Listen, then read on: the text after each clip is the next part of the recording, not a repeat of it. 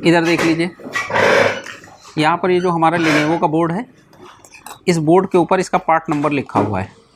Part number जो लिखा हुआ है 7252P, ये इसका पार्ट नंबर है। और इसी को अगर हम गूगल करेंगे या जो भी अपने ग्रुप में या बिना फिक्स पे कहीं से भी हम इसका सर्किट डायग्राम डाउनलोड कर सकते हैं, जहाँ पर भी मिल जाए वहाँ से कर लीजिए। ठीक, इस बोर्ड के अंदर ये जो हमारा बोर्ड है, पहली चीज़ तो ये समझ लीजिए कि यहाँ पर ये हमारी क्या लगी है, रैम लगी है। ठीक, तो ये हमारा रैम स्लॉट हो गया। ठीक, इस मॉडल के अंदर डबल रैम स्लॉट है, मतलब एक स्लॉट ये है, एक स्लॉट ये है। इसको हम लोग डिम 1 और डिम 2 बोलेंगे। ठीक है, तो अब रैम आप कहीं पे भी लगा सकते हैं या 2 रैम लगा सकते हैं। दूसरी चीज़ क्या है कि ये हमारा CPU सॉकेट है, इसके अंदर हमारा CPU लग गया। तो ये हो गया हमारा रैम हो गया, ये CPU हो गया। इसके बगल में एक IC हमको यहाँ पर दिखाई पड़ रही है, दिख रही है, ये हमारी ग्राफिक चिप है। ठीक, ग्राफिक चिप की सीधी सी पहचान समझ लेना, जहाँ पर भी ग्राफिक चिप लगी होगी उसके बगल में अगर इस तरह की ये आईसियाँ लंबी लंबी सी लगी हुई हैं, ये BG IC होंगी हमेशा।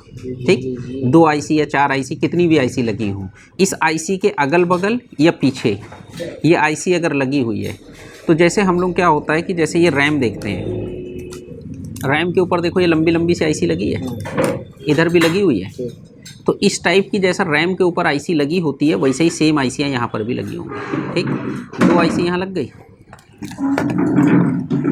2 IC के बाद ये लग गई, यानी ये 4 ICयाँ लगी हैं। 4 ICयों का मतलब ये हो गया कि ये जो हमारी ग्राफिक IC है, ग्राफिक IC के साथ में अगर ये 4 ICयाँ लग गई, इसको बोलते हैं NV रैम।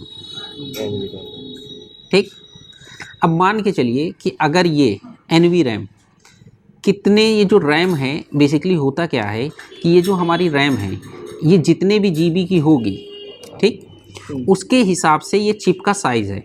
आप ऐसा समझो कि जैसे ये 2 GB का एक मेमोरी कार्ड समझ लो इसको ऐसे। ठीक, तो 2 GB का मेमोरी कार्ड, 2 GB का memory card, 2 GB, 2 GB, 2 GB, 2 GB, 2 GB। ठीक, फिर उसके बाद ये 2 GB हो गया, 32 GB। तो कितने GB बन गया, 32, मतलब जितनी भी होंगी उसको मल्टीप्लाई कर लेंगे।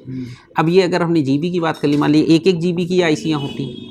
ठीक, तो कितनी ICयाँ, 8 ICयाँ इधर हो गई, 8 ICयाँ इधर हो गई, तो ये 16 GB की रैम हो जाती है। बात समझ में आई?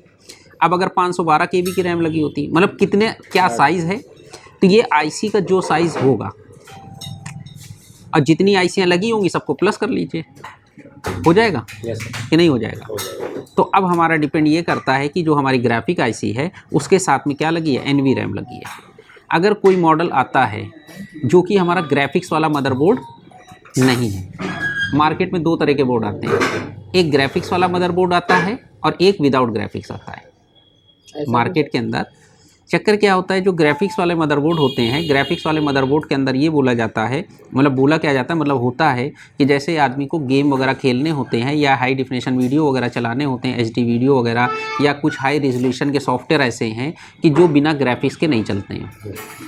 जैसे मान के चलिए कि जो लोग मतलब कैमरे वगैरह लाइन का काम करते हैं, शादी की वीडियो वगैरह रिकॉर्डिंग का काम करते हैं, तो जब वो अपनी वीडियो को एडिटिंग वगैरह कराने जाते हैं तो उसके लिए नॉर्मल कंप्यूटर्स नहीं होते हैं, उस पर ग्राफिक्स लगा होता है, उनमें ग्राफिक कार्ड लगा होता है। अब ग्राफिक कार्ड उनके सॉफ्टवेयर, जो उनका सॉफ्टवेयर है, जो भी वो सॉफ्टवेयर यूज़ करते हैं अपना मतलब डिज़ाइनिंग के लिए या एडिटिंग के लिए, अब डिपेंड ये करता है कि जो भी उनका अपना सिस्टम है, तो वो सिस्टम में कितने GB का ग्राफिक कार्ड लगा है उनका, या जो उनका सॉफ्टवेयर है उस सॉफ्टवेयर के साथ में 2 GB का ग्राफिक कार्ड चाहिए या 4 GB का ग्राफिक कार्ड चाहिए, जितना भी उनके सॉफ्टवेयर की रिक्वायरमेंट होगी। जैसे मान के चलिए हम अपने लैपटॉप के अंदर कोई सॉफ्टवेयर हमको चलाना है, तो सॉफ्टवेयर कंपनी ने बता दिया कि भाई 2 GB मिनिमम रैम चाहिए, तो इसका मतलब हमारे लैपटॉप में 2 GB रैम लगी होनी चाहिए, 2 से हम ज़्यादा ही लगा लें तो अच्छा है।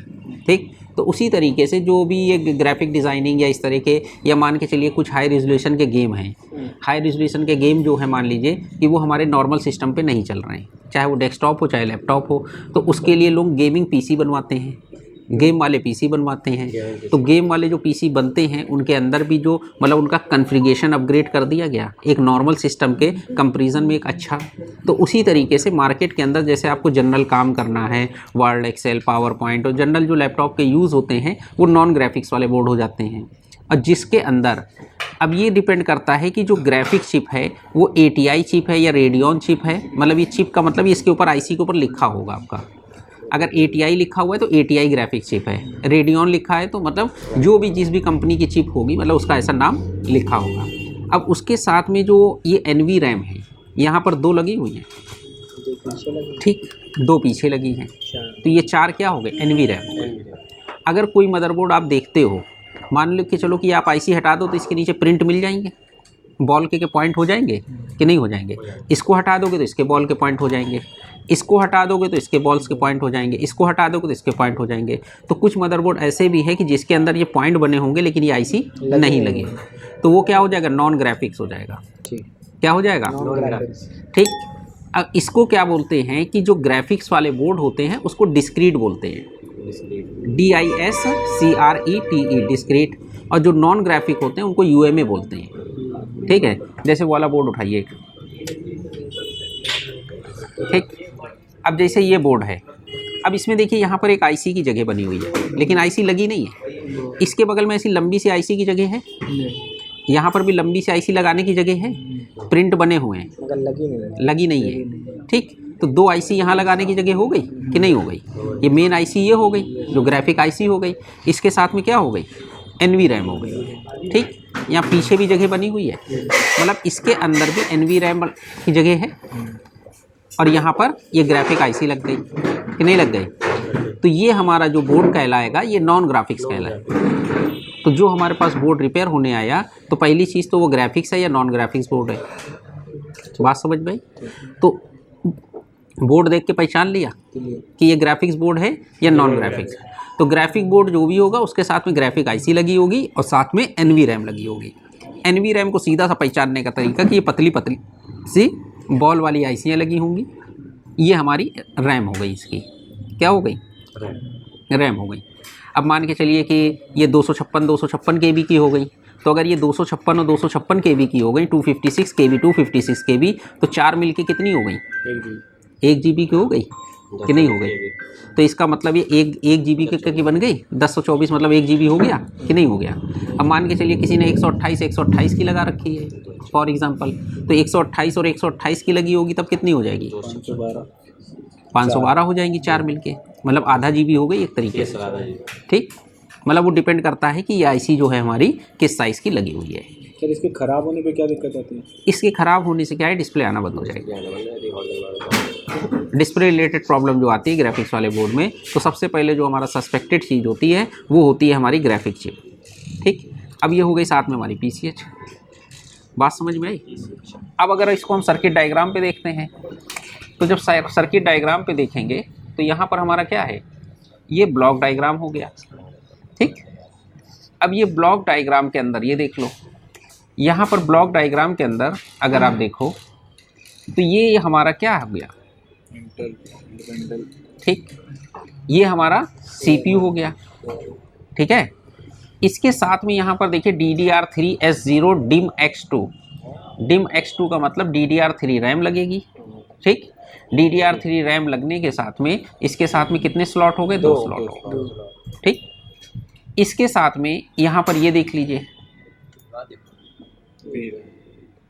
हो गई। तो यहाँ पर ये जो है हमारी ग्राफिक चिप हो गई, उसके साथ में इन्होंने DDR3, ठीक,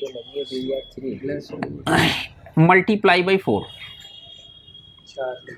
4 लगी हुई है, यानी NVRAM इसके अंदर 4 लग गए, तो यहाँ पर इसलिए मल्टीप्लाई बाई 4 लग गया, बात समझ में आई। तो ये 4 ICयाँ हमारी लगी हुई हैं, ठीक है।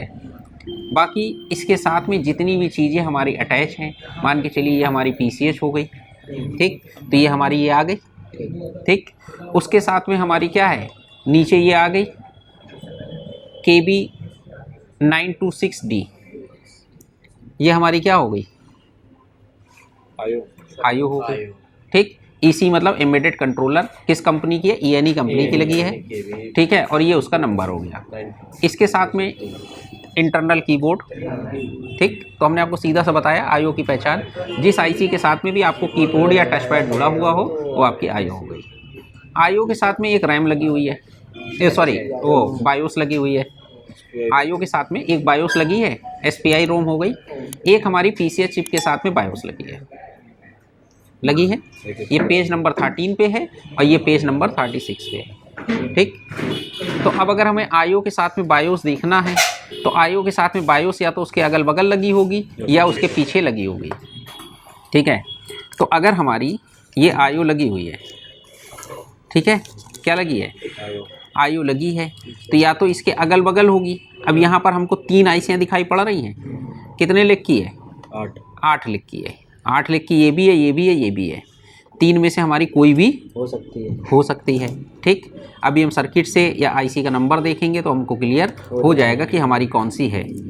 यहाँ पर अगर हम चिप देख रहे हैं तो चिप के बगल में यहाँ पर हमको एक 8 लिख की आईसी दिखाई पड़ रही है कि नहीं दिख रही, दिख रही है, तो ये हमारी क्या है, ये चिप की बायोस हो गई।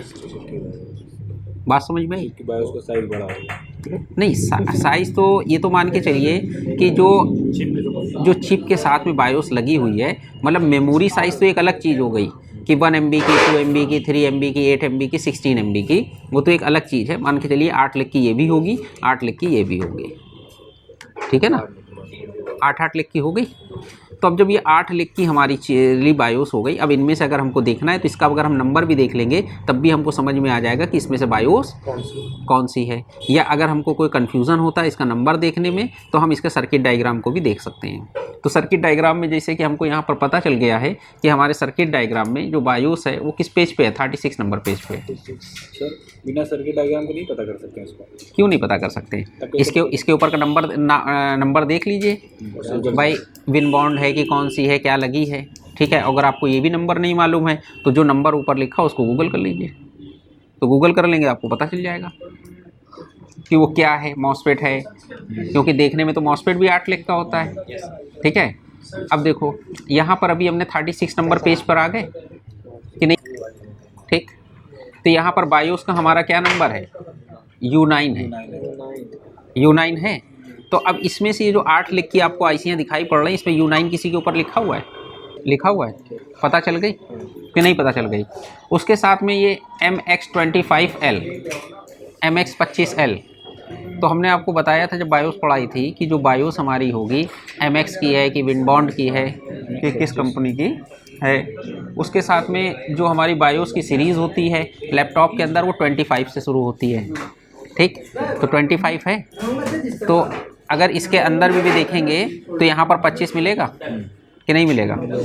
हाँ, ठीक, तो यहाँ पर देखो इसके ऊपर क्या नंबर लिखा है। तो अगर हमारी ये आईओ लगी हुई है, ठीक है, क्या लगी है, आईओ लगी है, तो या तो इसके अगल बगल होगी। अब यहाँ पर हमको 3 आईसियाँ दिखाई पड़ रही हैं, कितने लिख की है, 8 लिख की है, 8 लिख की, ये भी है, ये भी है, ये भी है, 3 में से हमारी कोई भी हो सकती है। ठीक, अभी हम सर्किट से या आईसी का नंबर देखेंगे तो हमको क्लियर हो जाएगा कि हमारी कौन सी है। यहाँ पर अगर हम चिप देख रहे हैं तो चिप के बगल में यहाँ पर हमको एक 8 लिख की आईसी दिखाई पड़ रही है कि नहीं दिख रही, दिख रही है, तो ये हमारी क्या है, ये चिप की बायोस हो गई। बात समझ में आई? बायोस का साइज बड़ा होगा नहीं, साइज़ तो ये तो मान के चलिए कि जो चिप के साथ में बायोस लगी हुई है, मतलब मेमोरी साइज़ तो एक अलग चीज़ हो गई कि 1 MB की, 2 MB की, 3 MB की, 8 MB की, 16 MB की, वो तो एक अलग चीज़ है। मान के चलिए 8 लिख की ये भी होगी, 8 लिख की ये भी होगी, ठीक है ना, 8 लिख की हो गई। तो अब जब ये 8 लिख की हमारी चेली बायोस हो गई, अब इनमें से अगर हमको देखना है तो इसका अगर हम नंबर भी देख लेंगे तब भी हमको समझ में आ जाएगा कि इसमें से बायोस कौन सी है। या अगर हमको कोई कन्फ्यूज़न होता है इसका नंबर देखने में तो हम इसके सर्किट डायग्राम को भी देख सकते हैं। तो सर्किट डायग्राम में जैसे कि हमको यहाँ पर पता चल गया है कि हमारे सर्किट डायग्राम में जो बायोस है वो किस पेज पे है, 36 नंबर पेज पे है। सर बिना सर्किट डायग्राम को नहीं पता कर सकते हैं इसको? क्यों नहीं पता कर सकते? इसके ऊपर का नंबर देख लीजिए भाई, विन बॉन्ड है कि कौन सी है, क्या लगी है। ठीक है, अगर आपको ये भी नंबर नहीं मालूम है तो जो नंबर ऊपर लिखा उसको गूगल कर लीजिए, तो गूगल कर लेंगे आपको पता चल जाएगा कि वो क्या है, मॉसफेट है। इस पे U9 किसी के ऊपर लिखा हुआ है,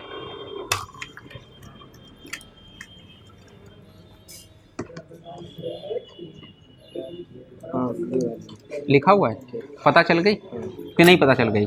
उसके साथ में ये MX25L, MX25L, तो हमने आपको बताया था जब बायोस पढ़ाई थी कि जो बायोस हमारी होगी एमएक्स की है कि विंडबॉन्ड की है कि किस कंपनी की है, उसके साथ में जो हमारी बायोस की सीरीज़ होती है लैपटॉप के अंदर वो 25 से शुरू होती है। ठीक, तो 25 है, तो अगर इसके अंदर भी देखेंगे तो यहाँ पर 25 मिलेगा कि नहीं मिलेगा? हाँ, ठीक। तो यहाँ पर देखो इसके ऊपर क्या नंबर लिखा है कि नहीं दिखा?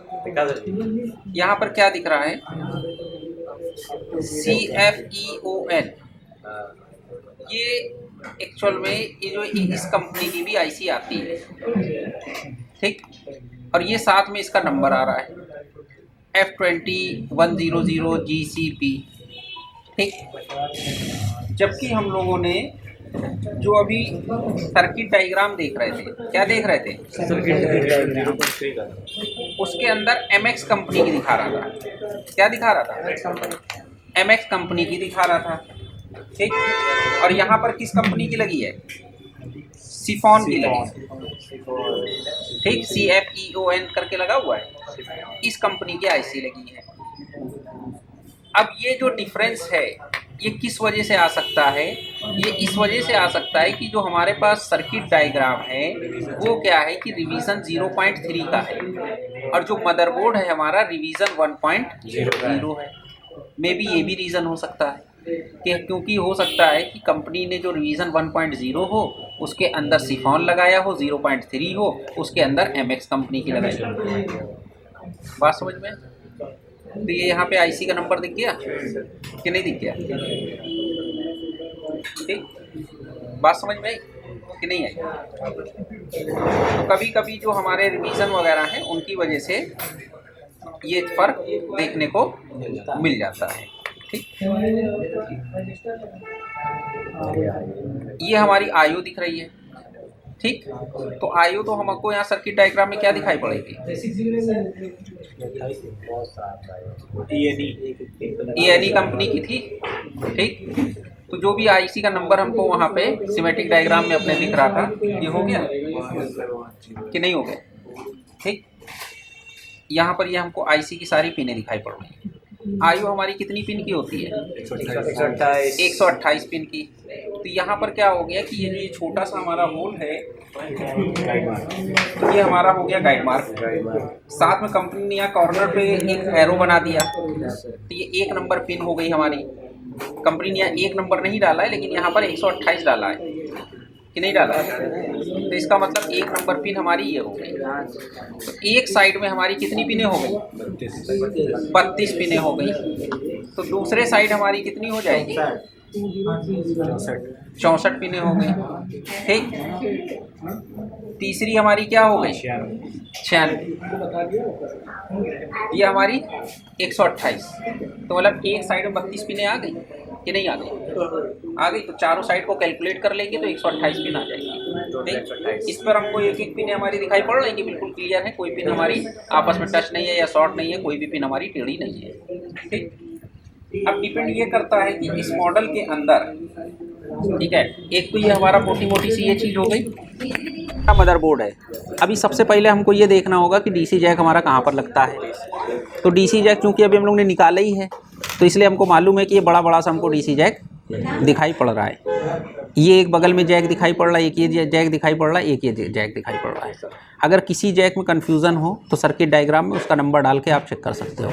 ये बैटरी कनेक्टर हो गया, ये बैटरी हो गई, ठीक। अब ये होगा कि हमारी इसके अंदर 3-5 आईसी कौन सी है, 3-5 आईसी कौन सी है, या 3-5 की हमारी कॉइलें कौन सी हैं, क्या हो जाएगा? आईसी कौन सी है। तो अगर आपको 3-5 की कॉइलें देखना हो या किसी भी मॉडल में तो हमेशा ये देख लेना 3-5 की कॉइल हमेशा ज़्यादातर अगल बगल ही लगी होंगी। 2 कॉइलें जहाँ पर हों आपस में तो वो आइडिया लगा लेना कि वो 3-5 की कॉइल है, ठीक। अब जैसे यहाँ पर 2 कॉइलें दिख रही हैं, ये किसके बगल में लगी? CPU के बगल में। तो इसके लिए CPU सप्लाई की ये कॉइल हो गई, ठीक। ये एक सिंगल कॉइल दिख रही है, ठीक। नहीं, अब एक कॉइल तो ये भी है, रैम स्लॉट ये है, एक कॉइल ये है, एक कॉइल ये है, चेक करना पड़ेगा ना, ठीक। तो अब चक्कर क्या है, ये रैम स्लॉट जो है जहाँ पे रैम हमारी कनेक्टेड है उसके सबसे पास में हमको ये कॉइल दिख रही है, तो 90% केस में यही कॉइल हमारी ये रैम की हो जाएगी। रैम के लिए जो वोल्टेज बनाएगी वो ये कॉइल हो जाएगी। बात समझ में आई? ये कॉइल हमारे किसी और काम के लिए होगी, वो बाद में हम देख लेंगे कि किस चीज़ के लिए है। ठीक, बात समझ में आई? अब बची ये दो कॉइलें। चेक करना हो तो कैसे कंफर्म करेंगे कि यही है रैम के कॉइल? अभी चेक करा देंगे ना। ठीक, अभी क्या ये दो कॉइलें आपस में एक साथ हैं, तो जितनी भी ये लैपटॉप के अंदर ये कॉइलें होंगी, ये सब बड़ी वाली जो भी बक कन्वर्टर के साथ में लगी होंगी, ये ज़्यादातर आपको 99% केस में ये चौकोर वाली ही दिखाई पड़ती हैं। कैसी दिखाई पड़ती है? ये चौकोर चौकोर सी कॉइल देती हैं, एक इनपुट एक आउटपुट, एक इनपुट एक आउटपुट। ये आपकी चौकोर सी है, ये हल्की सी थोड़ा गोल है, इसमें भी 2 पॉइंट है, एक इनपुट एक आउटपुट। यहाँ पर क्या है कि ये जो ये कॉइल है ये किसके लिए है? ग्राफिक चिप के लिए है। किसके लिए? Graphic chip. ग्राफिक को वो ओपन किया हुआ है किसी ने भी, जहाँ पे भी रिपेयरिंग के लिए गया हो या जो भी हो, वो किस लिए ओपन किया वो बात की बात है, वो अभी हम लोग बाद में समझेंगे। अभी क्या हुआ कि ये जो ये कॉइल है, ये कॉइल क्या करेगी? इस चिप को भी तो काम करने के लिए सप्लाई चाहिए, तो इसके लिए भी कोई ना कोई एक आईसी लगी होगी कि जो कि 2 मॉसफेट के थ्रू इसके लिए वोल्टेज बनाएगी और वो वोल्टेज इसको मिल जाएंगे। सीपीयू के लिए क्या हो जाएगा? इसके लिए भी मॉसफेट लगे होंगे और वो मॉसफेट काम करेंगे, ये कॉइल वोल्टेज सीपीयू को दे देगी।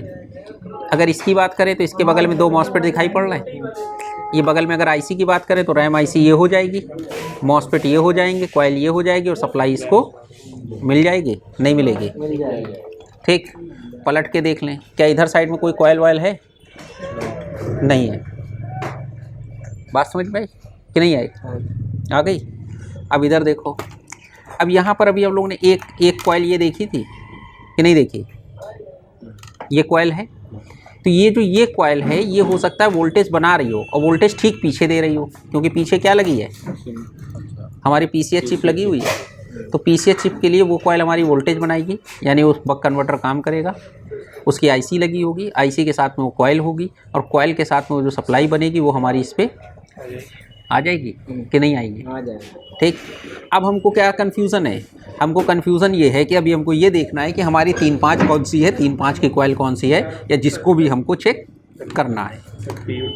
ठीक, अब यहाँ पर अगर हमने देखा तो ये हमको ये 2 कॉइलें दिख रही हैं। इस कॉइल के बगल में अगर आप नंबर देखना चाहो तो इस कॉइल के बगल में ये नंबर आपको देखो, यहाँ पे PL4 दिखाई पड़ रहा है।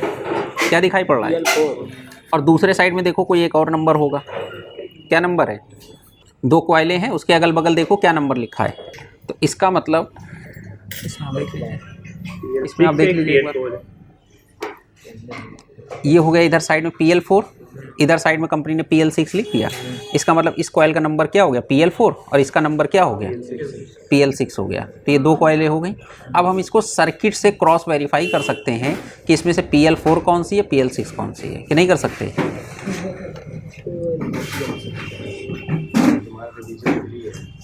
सर जब रिवीजन चेंज है तो सिक्योरिटी नहीं हो सकती ना इसमें, ये भी है?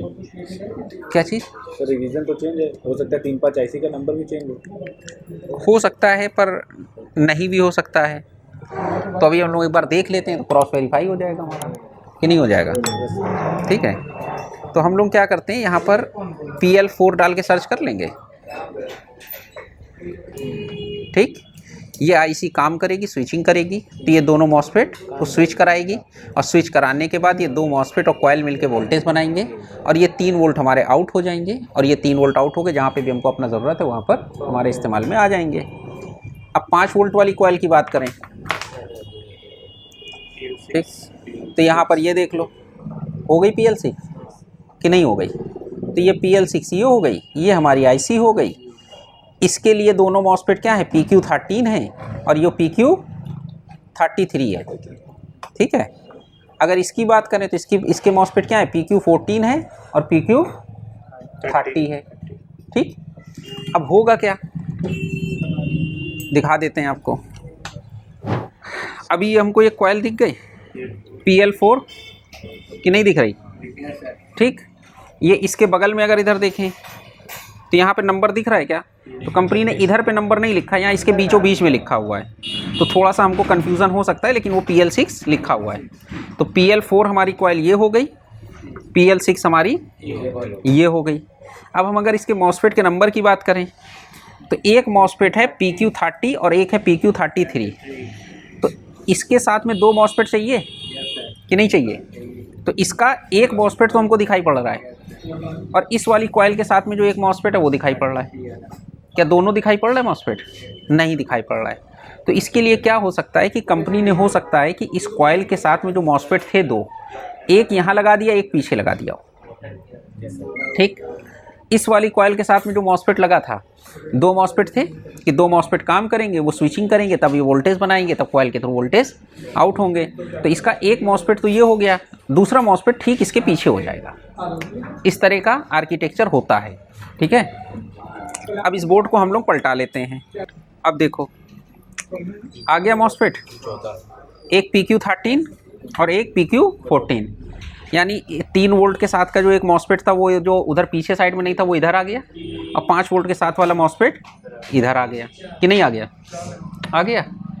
अब क्या है कि इन मॉसफेट को काम कराने के लिए हमें 3 वोल्ट की IC की ज़रूरत होगी कि नहीं होगी? वो IC हमारी कहाँ पर लगी हुई है? ठीक इसके बगल में लगी हुई है। उस IC का नंबर अगर हम देखें तो उस IC का नंबर हमारा क्या है सर्किट डायग्राम में? PU2 है। ठीक है, तो यहाँ पर ये IC का ये जो नंबर है अगर हम इसको देखें यहाँ पर, तो यहाँ पर देखो PU2 लिखा है। IC का नंबर है ISL 6237, ये नंबर है। ठीक, तो ये PU2 IC हो गई। और इस IC में कितनी पिनें दिखाई पड़ रही हैं? यहाँ पर 27 है, यहाँ पे 31 है, तो इसका मतलब 27 से ज़्यादा पिनें हैं।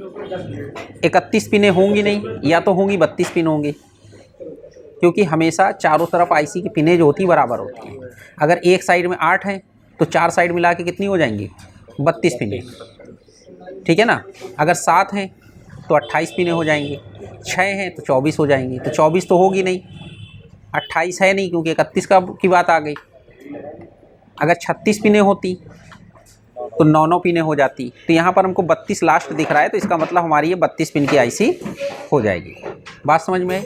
या अगर इस IC का नंबर हम देखें तो ISL 6237 QFN32 लिखा है। क्या लिखा है? QFN32 का मतलब हो गया ये 32 पिन की IC है। यहाँ 5x5 लिखा है, ये इसका साइज़ है, मतलब चौकोर IC हो गई। 5x5 की IC है, तो 5x5 फुट नहीं, हाँ ठीक है, कि बेड के बराबर की IC नहीं। अब ये 5x5 mm वगैरह होगा। ठीक है ना, तो मतलब कुल मिला के चौकोर सी IC है, 32 पिन की IC है, तो चारों साइड में बराबर से पिनें हो जाएंगे। तो 8-8 पिनें हो जाएंगे कि नहीं हो जाएंगे? तो यहाँ पर अगर हम देखते हैं इसको, ये इस IC को, तो यहाँ पर ये देख लो। ठीक, तो ये यहाँ पर देखो इसका गाइड मार्क ये दे रखा है, दिख रहा है गाइड मार्क, ये एरो दिख रहा है। तो ये जो ये हमारा एरो है, यहाँ पर ये जो निशान बना हुआ है, ये 1 नंबर पिन हो गई। यहाँ से यहाँ तक हमारी क्या आ गई? 8 नंबर पिन, 8 हो गई। यहाँ पे 16, तो मतलब 8 पिनें इधर, 8 पिनें इधर हो गई, 16, ये 24 और ये 32। आ गई बात समझ में? तो ये हमारी 32 पिन की IC हो गई। तो ये हमारी कौन सी IC हो गई? 3-5 IC हो गई, 32 पिन की IC हो गई। इसके साथ में हमारे क्या हो गए? 4 मॉसफेट हो गए। 2 मॉसफेट 3-5 को स्विचिंग के लिए, और 2 मॉसफेट मतलब 3 वोल्ट के लिए, और 2 मॉसफेट 5 वोल्ट के लिए। तो वो ये दोनों मॉसफेट हो गए कि नहीं हो गए, जो कि इसके बगल में यहाँ पर लगे हैं। इन मॉसफेट के गेट को कौन कंट्रोल करेगा? ये IC कंट्रोल करेगी। तो चारों मॉसफेट के गेट कंट्रोल हो जाएंगे IC से कि नहीं हो जाएंगे? ठीक, तो 2 आपके ये हो गए और 2 आपके ये हो गए। ठीक, और जब ये चारों मॉसफेट काम कर जाएंगे तो ये हमारी IC काम कर जाएगी। तो 3-5 वाली कॉइल क्लियर हो गई, इनके मॉसफेट भी क्लियर हो गए। ये कौन सा मॉसफेट किसके लिए है? ठीक है ना, अगर सर्किट डायग्राम में देखेंगे तो PQ30 के साथ में कौन सा मॉसफेट है?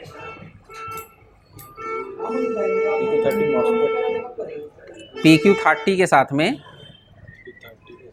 PQ14।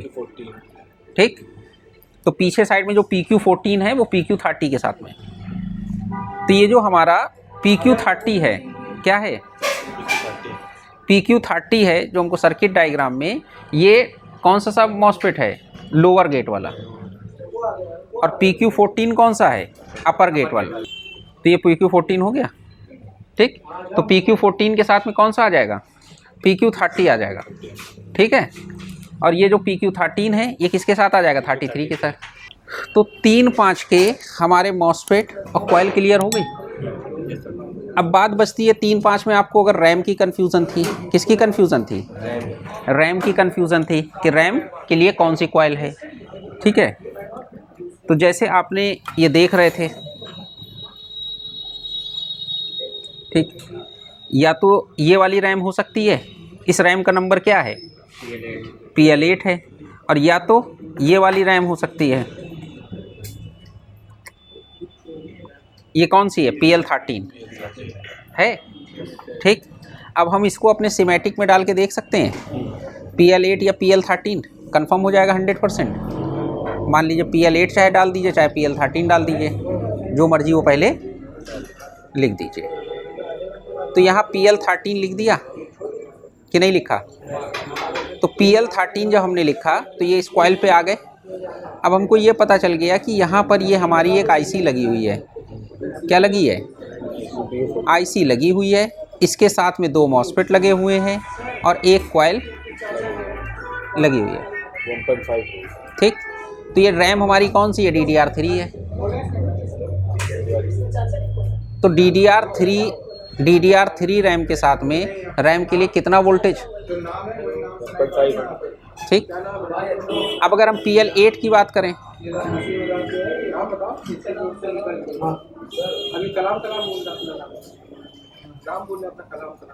अब PL8 में देखो 1.1 वोल्ट VCC PP करके आ रहा है, इसका मतलब ये रैम के वोल्टेज नहीं है। तो इसका मतलब PL8 वाली कॉइल क्या है, रैम की कॉइल। तो रैम की कॉइल कौन सी है,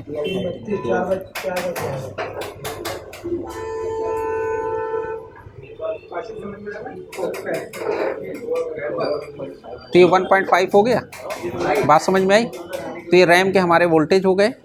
रैम को काम करने के लिए क्या चाहिए, एक IC चाहिए, वो हमारी ये IC है जिसका नंबर क्या है, PU14 मदरबोर्ड पे जो प्रिंट होगा। अब बाकी अगर IC ख़राब हो गई है तो मार्केट से कौन सी IC लाएंगे, 51117, ठीक। और IC का नंबर क्या है, PU14 है, लिखा हुआ है ना PU14 कि नहीं लिखा है, साथ में यहाँ पर लिखा है 14 QFN 14, इसका मतलब ये 14 पिन की IC है। और इस IC का साइज़ है 3.5 बाई 3.5, ठीक। अब इधर देखो, एक साइड में कितनी पिनें, 1 2 3 4 5 पिनें हो गई, 5 पिनें इधर हो गई, 10 पिनें हो गई, 2 पिनें इधर हो गई, 3 ऊपर कितनी पिनें हो गई, 10-15, जबकि 14 पिन की IC थी। होता क्या है कि IC के नीचे जो बीचों बीच में जो पैड बना होता है ना, वो भी पॉइंट काउंट कर लेती है कई बार डायग्राम में। तो ये ग्राउंड वाला पिन है जो बीचों बीच वाला, IC के नीचे जो बीचों बीच पैड बना होता है, ये वो है। तो कुल मिला के 2 पिनें ऊपर, 2 पिनें नीचे, 4 पिनें, 5 पिनें इधर, 10 पिनें, टोटल हो गई 14 पिनें। एक डाउट है, हाँ, सर इस डायग्राम को ऊपर करिए थोड़ा सा, मतलब नीचे करें, हाँ ये बता। फ्यूज सर उधर लगा हुआ है, मान लीजिए किसी सेक्शन में शॉर्टिंग है तो फ्यूज हटाएंगे, नहीं देखिए है क्या, कौन से फ्यूज़ की आप बात कर रहे हैं, जो लगा हुआ है PJ20। देखिए PJ20 अगर आप हटा देंगे, मतलब ये जो पैड बना हुआ है, अगर आप इसका रांगा हटा देंगे, शोल्डर हटा देंगे, तो यहाँ पर वोल्टेज ही नहीं आएंगे।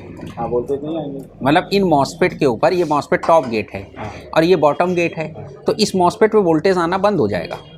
और मान लीजिए सर इस सेक्शन में शॉर्टिंग है तो यहीं तो शॉर्टिंग है तो आपको ये लाइन ओपन करनी होगी ना, ये बात, इस लाइन पे अगर आगे कोई आपका शॉर्ट पैड बना हुआ है, कोई पैड बना हुआ है या फ्यूज़ लगा हुआ है, तो आपको उसको ओपन करना पड़ेगा अगर वो लगा है।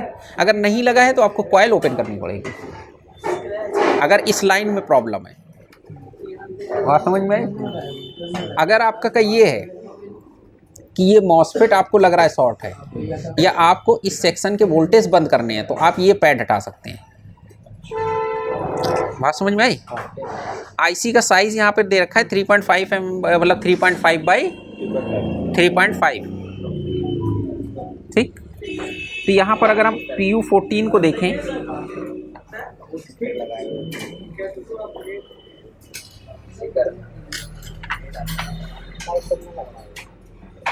आ गया PU14। तो अभी हम लोग ने सर्किट डायग्राम में क्या देखा, ये 14 पिन की IC है, कितने पिन की? तो अब यहाँ पर अगर हम 14 पिन की आईसी देखें, अब इसकी देखो काउंटिंग देखना बिल्कुल स्पेशल है। स्पेशल काउंटिंग का मतलब ये है कि अभी तक हम लोग जो देखते थे वो एक कोने पे होती थी, कि इस कॉर्नर पे होती थी, 1 2 3 4 ऐसे हम लोग काउंट कर लेते थे, फिर इधर से काउंट कर लेते थे। अब इन्होंने इस कोने पे ना करके इस कोने से देखो काउंटिंग स्टार्ट करी। गाइड मार्क कहाँ बनाया? ये बनाया। तो ये क्या हो गई? 1 नंबर पिन हो गई। तो 2 नंबर पिन ये आ जाएगी। बात समझ में आई कि नहीं आई? 3 4 5 6 लिखा हुआ है। तो अगर एक चीज़ समझो, अगर हम इसको 1 नंबर पिन मान रहे हैं तो यहाँ तक तो 6 नंबर आ रहा है। तो इसका मतलब हमको गिनती कहाँ से करनी पड़ेगी? यहीं से करनी पड़ेगी, यहाँ से करनी होगी, यहाँ से नहीं करनी है। पीछे एरो भले ही इधर पे बन रहा है, अगर एरो के हिसाब से देखेंगे तो ऐसा समझ में आ रहा है कि गाइड मार्क ये हो गया। 2 नंबर पे। बात समझ में आई? लेकिन गिनती कहाँ से चालू हो रही? यहाँ से। तो ये 1 नंबर ये हो गया कि नहीं हो गया? तो 2 ये आ गया। बात समझ में आई? हैं? यहाँ पे गाइड मार्क के हिसाब से हल्का कन्फ्यूज़न हो रहा था कि गाइड मार्क का एरो यहाँ पर आ रहा है तो ये 1 नंबर पिन हो रही थी, लेकिन ऐसा नहीं है। पिन आपकी यही है, देखो 1 ये हो गई, 2 ये हो गई, 3 4 5 6 7। तो कभी भी कुछ ऐसा इस टाइप का कन्फ्यूज़न हो तो थोड़ा सा हम लोगों को अपना IQ यूज़ करना पड़ेगा। नहीं तो ऐसे गाइड मार देखते तो साहब ये गाइड मार तो ये आ रहा है, यहाँ से पॉइंट स्टार्ट होगा, लेकिन यहाँ से ये गड़बड़ हो रहा है। कंपनी ने साफ साफ PCB पे प्रिंट किया हुआ है। तो 1 2 3 4 5 6 7 हो गया, 8 9। ठीक, अब 9 अगर यहाँ आया तो अब यहाँ पे देखो ये 10 हुआ, 11 12 13 14। अब देखो अगर 9 नंबर पिन ये आ रही है तो 9 यहाँ लिखना चाहिए था। क्या लिखना चाहिए था? अभी कन्फ्यूज़न वाली बात है कि नहीं है? कि 1 नंबर पिन ये है कि ये है? पीछे वाली है। अगर पीछे वाली पिन मान रहे हो, ऐसा समझो, अगर ये पीछे वाली पिन को 1 नंबर मान रहे हो, इधर देखो इसको 1 नंबर मान लिया, तो 1 नंबर अगर ये हो गया तो 2 ये होना चाहिए, 3 ये होना चाहिए, 4 ये होना चाहिए, 5 ये, 6 ये, 7 ये। अब ये 7 इन्होंने बीचों बीच में ऐसा लिख दिया, समझ में नहीं आ रहा है कि 7 नंबर इसको बताना चाह रहे हैं कि इसको बताना चाह रहे हैं। अब इधर देखो ना, अब अगर 7 हम इसको अगर यहाँ से गिनती कर रहे हैं तो 7 कहाँ पर आ रहा है? यहाँ पे आ रहा है। तो उसके बाद से क्या हो रहा है? 8 ये आ रहा है, 9 ये आ रहा है, लेकिन इन्होंने तो 9 यहाँ लिख दिया।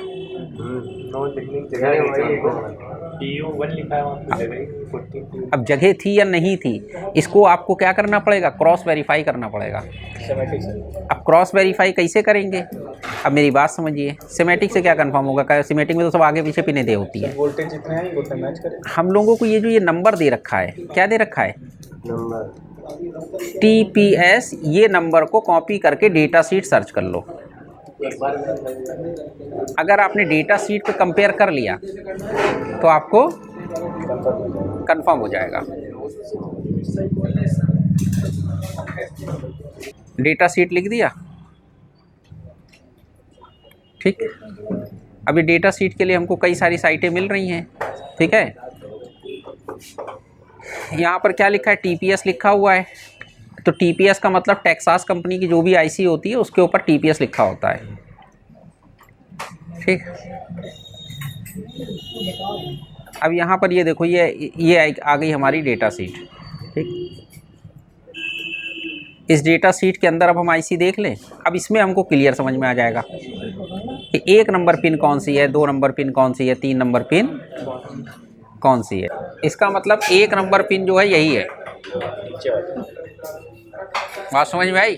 पीछे ये 1 नंबर पिन ये आ गई, इसका मतलब 1 नंबर पिन यही है। ये जो गाइड मार दिया ये सही दिया है। तो 2 नंबर अगर थोड़ा सा ये इधर पे लिख देते तो कोई कंफ्यूजन ना होती। तो 1 नंबर आपकी पिन ये आ गई, 2 ये हो गई, 3 ये हो गई, 4 ये हो गई, 5 ये हो गई, 6 ये हो गई, 7 ये, 8 ये, 9 10 11 12 13 14। बात समझ में आई? नहीं आई? तो जब हम रिपेयरिंग करेंगे, अगर इस तरह के कोई कन्फ्यूज़न आते हैं तो सर्किट डायग्राम है या डेटा शीट है, जिससे भी हमारे कन्फ्यूज़न क्लियर हो सकें, कि कोई डाउट हमारा ना रहे। या बोर्ड व्यू से, या फिर अगर आपके पास ये सब कुछ नहीं भी है, केवल आपके पास सिमेट्रिक डायग्राम अगर होता तो फिर हम लोग मल्टीमीटर की हेल्प से भी चेक कर सकते थे। मल्टीमीटर की हेल्प से क्या चेक कर लेते, देखो जैसे यहाँ पे मान लो 1 नंबर पिन ये है, 2 नंबर ये हो गए, 3 नंबर ये हो गए, 4 ये, 5 ये, 6 ये, 7 नंबर पिन ग्राउंड थी और 8 नंबर पिन ग्राउंड है। तो हम लोग क्या करते हैं कि अपने ये जो मदरबोर्ड है, इस मदरबोर्ड को क्या करेंगे कि मल्टीमीटर में कॉन्टीन्यूटी रेंज पे लगा लेंगे, और कॉन्टीन्यूटी रेंज पे लगाने पे अगर हमने इसको 1 नंबर समझा तो 2, 3, 4, 5, 6 तो 7, 8, इसका मतलब ये 2 पुणे बीप करनी चाहिए कि नहीं करनी चाहिए। अगर हमने 1 नंबर इसको समझते तो फिर क्या होता, 2, 3, 4, 5, 6, 7, तब ये और ये पिन बीप करनी चाहिए। तो मल्टीमीटर से भी क्रॉस चेक हो जाता कि नहीं हो जाता, अगर हम डेटा शीट नहीं भी देखते तो।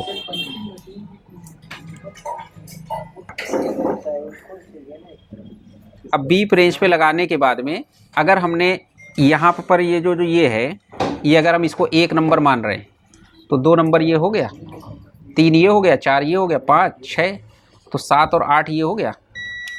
तो देखो 7 नंबर में बीप बजी, 8 नंबर में बीप बजी। अगर हम पीछे से मान लेते तो पिनें गड़बड़ हो जाती, तो हम मल्टीमीटर से भी क्रॉस वेरीफाई कर लेंगे। ठीक है, तो ये 7 और ये 8 ये दोनों बीप बज रही हैं। आ गई बात समझ में?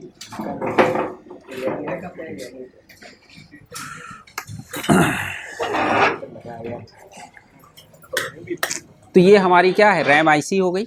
रैम आईसी के साथ में हमारे क्या लगे होंगे, 2 मॉसफेट लगे होंगे कि नहीं लगे होंगे, लगे होंगे। तो रैम आईसी के साथ में ये देखो ये 2 मॉसफेट लग गए। अब ये दोनों मॉसफेट हमारे स्विचिंग करेंगे तो ये सप्लाई कहाँ पर आएगी, कॉइल पे, और कॉइल से आउट होने के बाद ये सप्लाई आगे हमारे रैम स्लॉट में चली जाएगी, या जहाँ पर भी हमको 1.5 वोल्ट की रिक्वायरमेंट होगी वहाँ पर ये वोल्टेज पहुँच जाएंगे कि नहीं चले जाएंगे। तो रैम किया ना, तो रैम भाई जो इस आईसी का काम सिर्फ इतना सा है कि इस आईसी का काम है 1.5 वोल्ट जनरेट करना। तो आपको रैम को क्योंकि DDR3 है तो रैम को काम करने के लिए क्या चाहिए, 1.5 चाहिए। तो 1.5 तो ये आईसी देगी ही देगी, मतलब ये कॉइल से जब आप आउटपुट पे चेक करोगे तो 1.5 तो मिलेंगे, ये रैम में भी जाएंगे। बाकी अगर अदर किसी सेक्शन को भी 1.5 वोल्ट चाहिए तो यहाँ से वो वोल्टेज वहाँ भी दे दिए जाएंगे। उससे केवल मतलब नहीं है कि ये रैम आईसी है तो सिर्फ रैम को ही दे सकती, बाकी को मना कर देगी। जहाँ 1.5 वोल्ट की ज़रूरत होगी 1.5 वोल्ट की, जैसे 3-5 आईसी है, अब उसने 3 वोल्ट बना दिया, 5 वोल्ट बना दिया उसने, अब 3 वोल्ट 5 वोल्ट जहाँ जहाँ ज़रूरत होगी सब वहीं से दे दिया जाएगा। बात समझ में आई कि नहीं आई? तो ये आईसियाँ सिर्फ हैं, ये बक कन्वर्टर हैं, कितने वोल्ट के हैं, जितने भी वोल्ट के होंगे ये उतने वोल्टेज आउट करेंगे। इनका सीधा सा एक प्रिंसिपल है कि ये जितने वोल्ट के हैं उतने वोल्ट आउट करेंगे और उतना वोल्टेज आपको मिल जाएगा। आपको जिस सेक्शन में, अगर CPU के किसी सेक्शन को 1.5 वोल्ट चाहिए तो वो भी यहीं से जाएगा। अगर आपके PCH चिप के किसी सेक्शन को चाहिए 1.5 वोल्ट तो वो भी यहीं से जाएगा, केवल इसी को नहीं जाएगा। अभी क्या है कि जैसे मान के चलिए कि ये हमारा रैम आईसी क्लियर हो गई कि नहीं हो गई, ठीक। तो हमने सर्किट डायग्राम से भी कंफर्म कर लिया, डेटा शीट से भी कंफर्म कर लिया, पिन डिटेल में थोड़ा कन्फ्यूज़न हो रही थी वो भी हमारा क्लियर हो गया मैटर, हाँ। अब बाकी मल्टीमीटर से भी हम लोगों ने क्या नाम है क्रॉस चेक कर लिया, ठीक।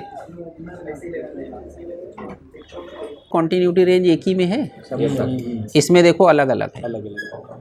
जब हम लोग को डायोड वैल्यू चेक करनी होती है तो इस पर लगा लेते हैं, ठीक, कॉन्टीन्यूटी चेक करने के लिए। तो और आराम है ना, उसमें अलग अलग नहीं बार बार लगाना पड़ता। अच्छा चलो वो आपको जैसे सही पड़े।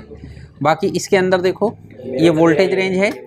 अगर AC वोल्टेज चेक करना है तो यहाँ V लिखा हुआ है, DC का सिंबल बना हुआ है, तो आपका 2 वोल्ट हो चाहे 20 वोल्ट हो, आपको मल्टीमीटर घुमाने की ज़रूरत नहीं है, बस इस पर लगा दो, जितने वोल्ट भी DC होगा बता देगा। AC वोल्टेज चेक करना है तो कोई टेंशन वाली बात नहीं है कि कितने वोल्टेज पे आपको लगाना है, इस पे लगा दीजिए, पूरा AC वोल्टेज बता देगा। बात समझ में आई? तो ये इसका फीचर थोड़ा सा अच्छा रहता है कि इसमें बार बार हमको घुमाना नहीं पड़ता है कि 20 वोल्ट से ज़्यादा है तो फिर आगे बढ़ाओ, फिर 20 वोल्ट से कम है तो इस पर हैं। ये 700 नहीं, 700 वाला मेरे पास है, ये 1000 रुपये का आता है। नहीं 1000 रुपये का। चेक करके आप मल्टीमीटर में जितने फीचर्स बढ़ते जाएंगे उतने रेट बढ़ते जाएंगे, ठीक है। अब वो कृष्णा सर वाला है 13,000 रुपये का, उसमें डीएसओ भी है एक अलग से। हाँ, उसमें डीएसओ भी है 13,000 वाला। ओवन वाला मल्टीमीटर है, उसमें डीएसओ भी दे रखा है। तो फिर डीएसओ खरीदने बेकार है, फिर हाँ भाई सही। अभी बात समझ में आई? रैम आईसी क्लियर हो गई, ठीक। 3-5 आईसी इसी तरीके से कोई भी मॉडल हो हमेशा ऐसे ही चेक करोगे, ठीक है। उसके बाद में अगर आपको कोई ये देखना है कि ये कॉइल में अगर कन्फ्यूज़न हो, मान लो अगर इसी के बगल में 3-5 भी लगी होती, अगर आपको कन्फ्यूज़न है तो अगर आप इसको चेक करोगे या सर्च कर लोगे अपने सिमेटिक पे डाल के कि कॉइल का नंबर डालोगे तो पता चल जाएगा कि ये सीपीयू के लिए मतलब कोर वोल्टेज बना रही है, कौन सा बना रही है, ये उसके लिए हो जाएगा। काम है आपका कि सारे कनेक्टर चेक करोगे। क्या चेक करोगे? कौन से कनेक्टर? लैन कनेक्टर, यूएसबी कनेक्टर, ये जितने भी कनेक्टर लगे हुए हैं, कोई कनेक्टर आपके ऐसा ना हो कि उसकी कोई पिने टेढ़ी मेढ़ी हो, आपस में टच कर रही हो। कैसे चेक करेंगे? आंखों से ले लेंगे उसका ओवरव्यू ले लेंगे। भाई ये यूएसबी कनेक्टर है, कई बार क्या होता है आदमी पेन ड्राइव वगैरह लगाता है, यूएसबी केबल लगाता है तो ये पिने कई बार नीचे अपने के ये जो सील्ड है स्टील में, मेटल में, उसमें टच कर जाती हैं। तो आपको क्या कर लेना है, ये देख लेना है कि कोई पिने आपस में टच तो नहीं है। अब आपका ये लाइन कनेक्टर है, लाइन कनेक्टर में आप देख लोगे कि कोई कनेक्टर आपका डैमेज वगैरह तो नहीं है। सबसे पहली चीज़ है फिजिकल व्यू। जब आप ये चेक कर लोगे उसके बाद फिर आप ये देखोगे कि पूरे मदरबोर्ड में कहीं पे क्रोजन तो नहीं है। क्रोजन मतलब जंग वगैरह टाइप का, या कोई आईसी की पिने विने काली तो नहीं है, या जो आपके कंपोनेंट दिख रहे हैं उनमें क्रोजन तो नहीं है, जंग वंग तो नहीं लग गई है। क्यों? क्योंकि अगर कोई कंपोनेंट है कहीं पर आपका मॉइस्चर वगैरह या क्रोजन वगैरह होगा तो हो सकता है कि उसकी वैल्यू वहाँ पर चेंज हो जाए, या उस जगह पे वो कंपोनेंट जो सोल्ड होता है वो सही से सोल्ड ना हो। बात समझ में आई कि नहीं आई? आ गई? तो ये पूरे मदरबोर्ड में सबसे पहले फिजिकल व्यू में यही देखोगे सारे कनेक्टर। अब जैसे मान लीजिए रैम है तो रैम का ये स्लॉट दिख रहा है, इस रैम स्लॉट के अंदर कोई पिने आपको दबी हुई या डैमेज नहीं दिखनी चाहिए। अगर मान लीजिए कोई पिन दबी हुई है तो हो सकता है कि उसकी वजह से आपकी रैम डिटेक्ट ना करे, या कुछ पिनों में कार्बन आ गया है तो आप रैम लगा रहे हैं तो पता चला लैपटॉप ऑन तो हो रहा है लेकिन डिस्प्ले नहीं आ रही। तो सबसे पहला काम हमारा फिजिकल व्यू का होता है। सबसे पहले फिजिकल व्यू लीजिए। फिजिकल व्यू लेने के बाद में कहीं पर भी आपको कोई अगर प्रॉब्लम दिख रही है तो पहले उसको रिजॉल्व कर लीजिए। उसके बाद फिर मदरबोर्ड चेक करना चालू करिए। अगर आईओ की पिने आपको को कार्बन लग रहा है या काली पड़ गई हैं तो आईओ की पिने से आपको मतलब जो भी चीज़ आपको इस तरह के डैमेज दिख रही है पहले आपको वो देखना है। बात समझ में आई? अभी जैसे HDMI कनेक्टर है, USB कनेक्टर है, जितने भी कनेक्टर लगे हों। कुछ लैपटॉप आते हैं इंपोर्ट वाले जिनमें जो है डॉकिंग जैक होता है कि मतलब उसका चौड़ा सा जैक होता है कि जो नीचे से डॉक लगाने के लिए होता है। मतलब कहने का मतलब ये कि उसका एक अलग से चार्जर टाइप का आता है, वो काफ़ी चौड़ा चार्जर होता है जिसके ऊपर वो रखा जाता है। तो कई बार वो उन पिनों को भी आपको देख लेना है कि वो तो कोई डैमेज आपको नहीं लग रही है। बात समझ में कि नहीं आई? इतने में किसी को कोई कन्फ्यूज़न हो या इतनी चीज़ों में जो पूछना हो पहले पूछ लीजिए, फिर आगे बात करें। हाँ सिर दर्द होने। ठीक, ये हो गया डीसी जैक, ये हो गया battery connector. Sir DC jack की पहचान क्या है? भाई देखो डीसी जैक जो है, डीसी का मतलब ये है कि जो चार्जर है, चार्जर में सबसे ज़्यादा करंट का फ्लो होता है। मतलब वोल्टेज तो ज़्यादा आते ही है, साथ में करंट का भी फ्लो होता है। तो जो डीसी जैक होगा उसकी पिनें आपकी पतली नहीं हो सकती, मजबूत होंगी, मोटी होंगी। क्योंकि पतली पिनें होंगी तो उसमें क्योंकि 19 वोल्ट आ रहा है, पता चला 1.5 एम्पियर 2 एम्पियर आ रहे हैं तो वो गर्म भी तो होंगी, तो डैमेज भी हो सकती हैं या कुछ है। अब अगर आपके ये 2 कनेक्टर अगल बगल दिख रहे हैं तो दोनों में से कौन सा कनेक्टर आपको मजबूत दिख रहा है? ये दिख रहा है, तो इसका मतलब डीसी जैक इसमें लगेगा। और फिर भी आपको कोई कन्फ्यूज़न हो तो इस डीसी जैक के बगल में क्या होगा? डीसी जैक के बगल में इसका नंबर लिखा होगा, उसको आप सर्च कर सकते हैं। फिर दूसरा स्टेप क्या होगा आपका कि डीसी जैक के पास में आपकी कॉइल या फ्यूज़ वगैरह या डायोड वगैरह लगे होंगे। फिर उसके बाद पासिंग मॉसफेट और रिवर्स मॉसफेट लगा होगा। फिर उसके बाद में आपका CLR लगा होगा। और फिर वो CLR आपका का फिर वो बैटरी कनेक्टर वाला मॉसफेट होगा और फिर उसके बाद वो वोल्टेज आपके 3-5 IC पे जाएंगे। बात समझ में आई कि नहीं आई?